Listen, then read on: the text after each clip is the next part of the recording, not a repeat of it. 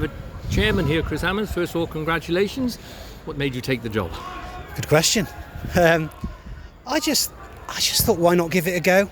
Over the past 2 or 3 weeks, there's been a few conversations going on, and I was approached about whether I'd give some consideration to joining the board in the first instance, and and ahed about it a little bit. Spoke to my wife about it, had a good conversation with her, and she kind of said, well, do you know what, if you say no at this point in time, which would be the easy thing to do, you'll probably spend the next 2 years of your life thinking what would have happened if you'd have said yes, so why not give it a go? So yeah, I thought, yeah, go on, let's give it a go. I can sit in the main stand, can't I, and moan about things, or I could perhaps go and give it a go. So that's kind of what I've decided. And then the whole, taking on the chair position is, that's obviously a decision that's made by the board en masse, and they've decided that they want to put me forward.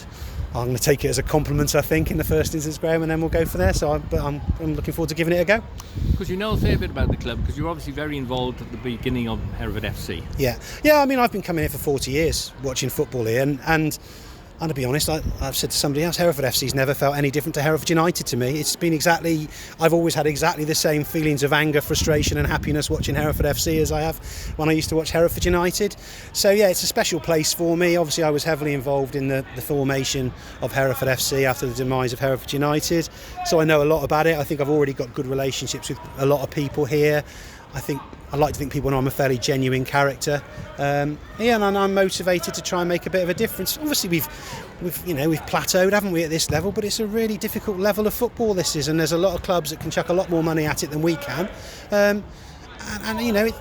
It's not really surprising in some ways that we've plateaued here, but now we've got to find a way of kicking on again and moving the club forward. It's not going to be easy. I'm not kidding myself that it's going to be straightforward and easy, but just because you haven't got the biggest budget in the league, why can't you have a good go? You look at all levels of football.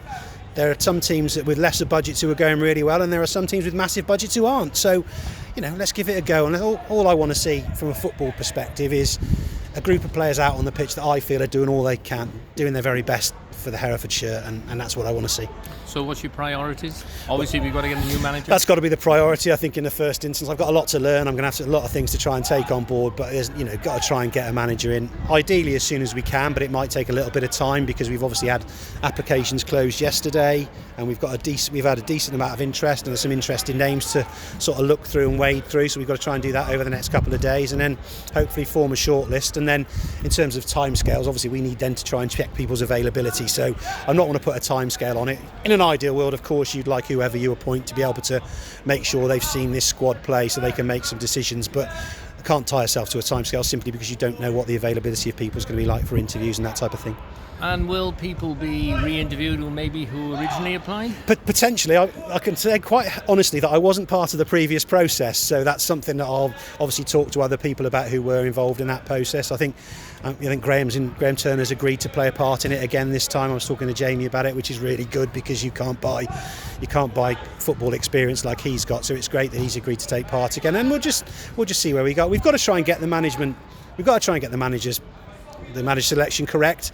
You can't make any guarantees, can you? That's the sort of thing, because you're always a hostage to fortune, aren't you, in terms of who you appoint. But we'll do all we can to get the very best candidate and get them appointed and hopefully driving us forward. And how do you do that? Do you have a small group of you of yeah, seven? We'll have a little. Yeah, again, that's to be decided, but that's certainly, I think, the process that happened last time, and I think we'll look at doing a very similar thing this time round. And again, we'll sort of sit down and talk about that over the next couple of days. I mean, I've only been in the job 2.5 hours, haven't I? I haven't had too much time to plan anything yet, Graham. No, of course not. And quite interesting that we've got actually a former manager here today, helping Keith on BBC commentary. Yeah, I'm hoping he doesn't do too good a job sat alongside Keith, because that's been my role a few times this season. I did warn him. I saw him earlier and I did warn him. We haven't got much to live up to because I've done that job a few times. But yeah, it's great to see Pete. Actually, I always gotten great with him. Was here, so it was really nice to see him, and I'm sure Keith will have an entertaining afternoon with him alongside him. And do you think Pete might or has applied? Do you know what? I've deliberately not asked him because I didn't want to get involved in that conversation. But that's a question for him, not for me. I asked him and he said he wouldn't confirm anything. Well, there you go. He's a good man, isn't he? He's got that sorted, hasn't he?